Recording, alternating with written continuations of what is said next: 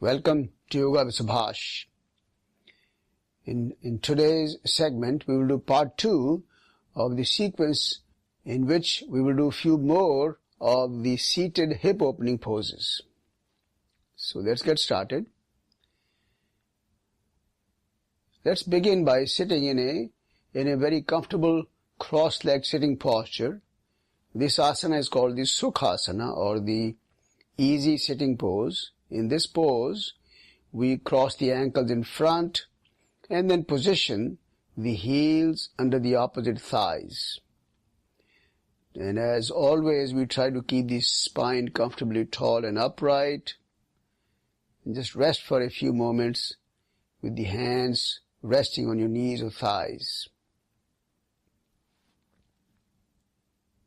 Okay, the first hip opening pose that we will do today is the forward bending pose from this Sukhasana.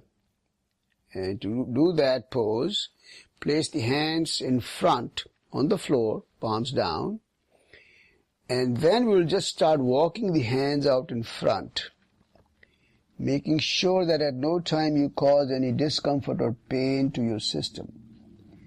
Keep the spine elongated throughout this move and keep walking the hands in front as far as they comfortably can go. Again, try not to overstrain yourself. Go as far as you comfortably can. If you comfortably can, you can lower the forehead or the chin down to the floor and rest there in the final position for a few breaths, maybe 4 or 5 breaths. And while you're in the position, you can feel the stretch in your hips, knees, thighs, and your spine. And now as you inhale, begin to slowly walk back. And finally, once again, come back up to a sitting Sukhasana position for a few more moments now. Relax. The next asana that we will practice is called the Baddha Konasana, or the bound angle pose. And in this position, we join the soles of the feet together. You can interlock the fingers across the toes, and then we make the effort to slide the heels all the way back against the body. In this position, the spine should remain straight, and the effort is to bring the knees as close to the floor as you comfortably can. Now for a few moments, we'll do a gentle butterfly move that will help us open the hips and thighs. So do a gentle move up and down. You don't have to force yourself, as comfortable as you can. With each move, again, the intention or the effort is to bring the knees very close to the floor. You can do a slow movement or a slightly faster movement, whatever feels comfortable for you.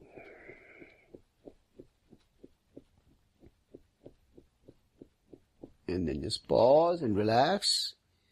Stay in the same position, the Baddha Konasana, for a few moments. And again now, to deepen the stretch on the hips and thighs and the spine, we are going to do a forward bending move from the same posture. Again, keep the spine elongated throughout, and very slow and smooth, begin to bend forward. Once again, this is a fairly intense pose, so you don't want to overstretch yourself. Go only as far as it's comfortable. You may need to readjust the position of the feet slightly so that you can deepen the stretch. Continue to go as far as you can. Once you reach your final position, stay there for a few moments, maybe 4 or 5 breaths. Keep breathing.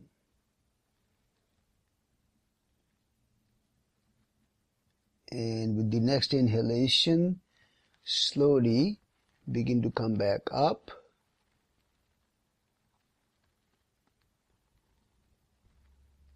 Finally, release the pose. Just stretch the legs out straight and bounce the knees a few times just to get some more blood circulation in the legs. And finally, again, relax in the Sukhasana for a few moments.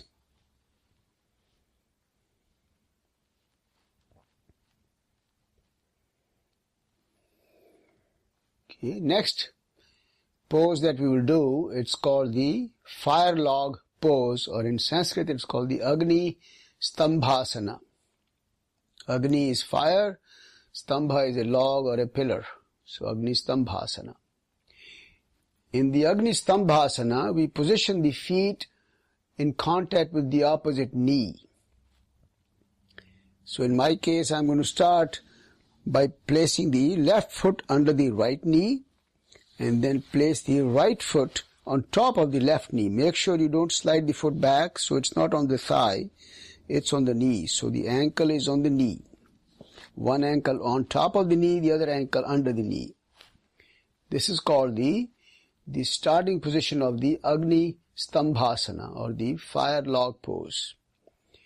Now we're going to deepen this stretch by once again doing the same move of bending forward from this position. So we're going to place the hands on the floor in front. Again, a word of caution, this is a fairly intense pose and you don't want to overstretch yourself. So be very careful. As you start walking your hands out in front, keep the spine elongated throughout the move. Go as far as you can. And finally, if it feels comfortable, drop the chest, forehead or the chin down toward the floor. And stay in the final position for maybe 4 to 5 breaths. And with the next inhalation, slowly walk your hands back. And finally, just rest for a breath or two. And then we will switch sides now. The same fire log pose, but with the knees and the feet switched now. So place the right foot under the left knee and the left foot on top of the right knee. And again, just make any adjustments to stay very comfortable. And again, we will start by walking the hands out in front. So place the hands on the floor in front and very slowly begin to walk your hands out. As you start walking your hands out in front, keep the spine elongated throughout the move. Go as far as you can. And finally, if it feels comfortable, drop the chest, forehead or the chin down toward the floor. And stay in the final position for maybe 4 to 5 breaths.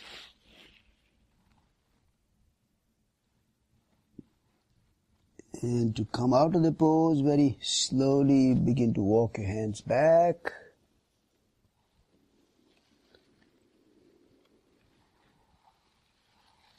Finally, release the pose, stretch the legs out in front. Once again, bounce the knees a few times. And finally, rest in the Sukhasana for a few more moments.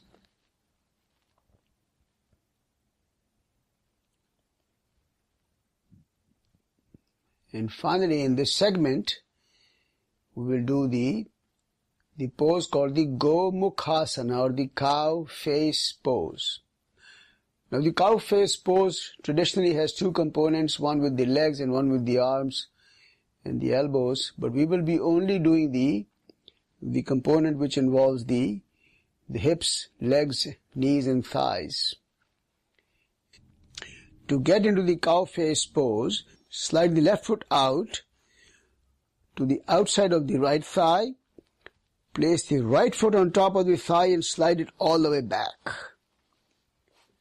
So the effort is to bring the feet all the way back as much as you comfortably can. If you were to look from behind, these 2 feet will resemble the ears of a cow, and I believe that's the reason it's called the cow face pose. Like I mentioned, in the traditional cow face pose, you're supposed to wrap the arms around to get into the cow face pose. But in our segment today, since we are engaging the hips in the movement, we'll do exactly the same thing that we did in the previous postures. We'll place the hands on the floor in front and start walking the hands away from you. As you do that, you're providing a deep stretch to the hips and the spine area. Now keep going and go as far as you comfortably can. Finally, place the elbows on the floor if you can, resting the forearms down. You may even try to rest your chin on your knee. But again, do only as much as comfortable, no strain, no pain or discomfort. Stay there for about 4 to 6 breaths. And finally, begin to come back up, walk your hands back, come back up to a sitting position. Rest there for 2 or 3 breaths. And then we'll switch sides and do the same move in the other direction. So place the right foot from under the thigh on the outside and the left foot on top of the thigh, and slide both the feet as far back as they comfortably can go.